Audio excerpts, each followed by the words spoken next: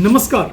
Course of discourse में मैं पुष्पेंद्र कुमार आपका स्वागत करता हूं। राहुल गांधी सड़कों पर उतरे और नेशनल हेराल्ड मामले में मनी लॉन्ड्रिंग के आरोपों की जांच के सिलसिले में प्रश्नों का सामना करने प्रवर्तन निदेशालय पहुंचे। मुझे यह हैरान नहीं करता है कि आखिरकार उन्होंने अपने साथ तमाम कांग्रेसी सांसदों और अन्य नेताओं को इस कथित सत्याग्रह में शामिल क्यों किया।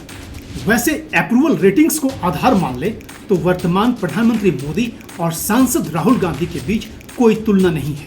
लेकिन फिर भी याद कीजिए, जब मुख्यमंत्री मोदी गुजरात दंगों की जांच के लिए सुप्रीम कोर्ट द्वारा गठित एसआईटी की जांच में शामिल होने पहुंचे थे, और गुजरात में मोदी की राजनीतिक ताकत इतनी तो थी ही कि वे प्रदेश के सभी सांसदों, विधायकों और पार्षदों का लाव लश्कर लेकर एसआईटी दफ्तर आते।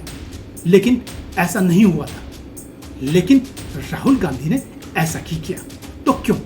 प्रथम दृष्टया यह कांग्रेस और गांधी परिवार की जांच को लेकर असहजता लगती है और वे यह जताना चाहते हैं कि मोदी सरकार जांच एजेंसियों का दुरुपयोग कर विपक्ष को दबाना चाहती है। लेकिन नेशनल हेराल्ड को लेकर आरोप और वित्तीय हस्तांतरण के तथ्य पब्लिक डोमेन में हैं, लोगों के बीच में हैं।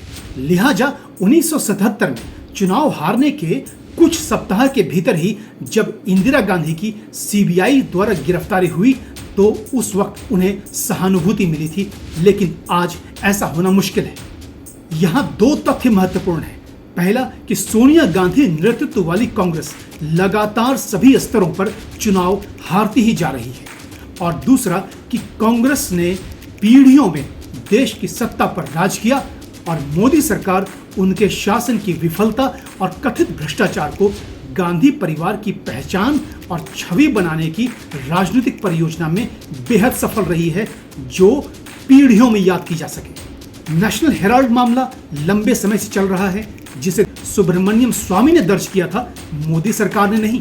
कांग्रेस की बेचारा परिस्थिति पहले मैंने ये सिद्ध कर दिया, जिस पर उनको बेल लेना पड़ा उस समय। वो है कि इन्होंने 420 की है, इन्होंने ज़बरदस्ती संपत्ति को छीना है, इन्होंने जो इनकम टैक्स की कानून है उसका उल्लंघन किया। ये सारी बताकर उनको जिसको कहते हैं ना, तुम अपराधी हो परंतु तुम्हें अधिकार मिलेगा अब जवाब देने के लिए। तो आज उस परिस्थिति में है। जरा एक संभावना पर विचार कीजिए कि यदि नेशनल हेराल्ड मामले में सबूत इतने पुख्ता हैं कि सजा होनी ही है, तो क्या यह असंभव है कि सुब्रमण्यम स्वामी ने भाजपा नेतृत्व की सहमति से जानबूझकर पहले ही पार्टी छोड़ दी हो, ताकि दोष सिद्ध होने पर कांग्रेस और गांधी परिवार सुब्रमण्यम स्वामी के भाजपाई होने के आधार पर राजनीतिक दुर्भावना यानी पॉलिटिकल वेंडेटा का आरोप न लगा सके। गांधी परिवार 2015 से जमानत पर हैं और इस मामले को बंद करने की अर्जी सुप्रीम कोर्ट खारिज कर चुकी है। मेरी तो बस एक ही अपेक्षा है कि इस मामले को अदालत में 10 साल हो चुके हैं और इसे जल्दी सुलझा लिया जाना चाहिए। लेकिन समस्या यह है कि जब मामला दशकों में सत्ता में रही राजनीतिक वंशावलियों में सबसे प्रमुख परिवार का हो, तो इसमें जल्दबाजी करने के खतरे कहीं अधिक हो सकते हैं, जो 1977 में मोरारजी देसाई सरकार में इंदिरा गांधी को हिरासत में लेने और फिर इंदिरा की सत्ता में जल्दी ही वापसी से साबित हो चुका है। लेकिन भले ही मोरारजी देसाई गुजरात से आते हों, लेकिन मोदी मोरारजी देसाई नहीं है, और सोनिया और राहुल गांधी अब इंदिरा जैसे तो कतई नहीं हो सकते। मेरा मानना है कि मोदी वास्तव में कांग्रेस मुक्त भारत नहीं चाहते हैं। उन्हें एक ऐसा कांग्रेस चाहिए जो न्यूनतम क्षमता तो जरूर रखे, ताकि वह विपक्ष के किसी गठबंधन की धुरी दिखें या धुरी बने रहें।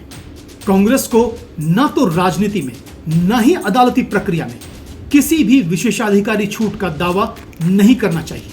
यह उनकी साख को कमजोर ही कर सकता है। वैसे राहुल गांधी फिजिकली फिट देखते हैं और यह सीजन कांग्रेस की पदयात्राओं का है।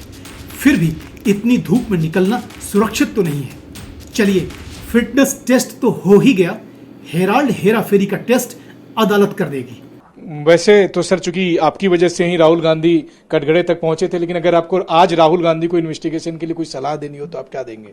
मैं कहूँगा कि तुम्हारे जो ब्रिटिश पासपोर्ट है उसको लेकर रातों रात चले जाओ, क्योंकि यहाँ तो जेल जाओगे। जेल जाने के अलावा कोई विकल्प नहीं? इसमें कोई, इसीलिए हम आस्ते जा रहे हैं। लोग दुनिया भर की कहानी उड़ाते हैं, वो इतना देर हो गया, कुछ नहीं होने वाला, नहीं हिंदुस्तान में कुछ होता नहीं है, परंतु चलाने वाला तो मैं हूँ। और मैं जानता हूँ कि एक स्टेप इधर उधर हो जाएगी तो हमारे लिए समस्या होगी। कोर्स ऑफ डिस्कोर्स देखने के लिए आपका आभार। कोर्स ऑफ डिस्कोर्स को लाइक, शेयर और सब्सक्राइब कीजिए। फिर मिलेंगे नए विषय और मुद्दे के साथ। तब तक के लिए नमस्कार, जय हिंद।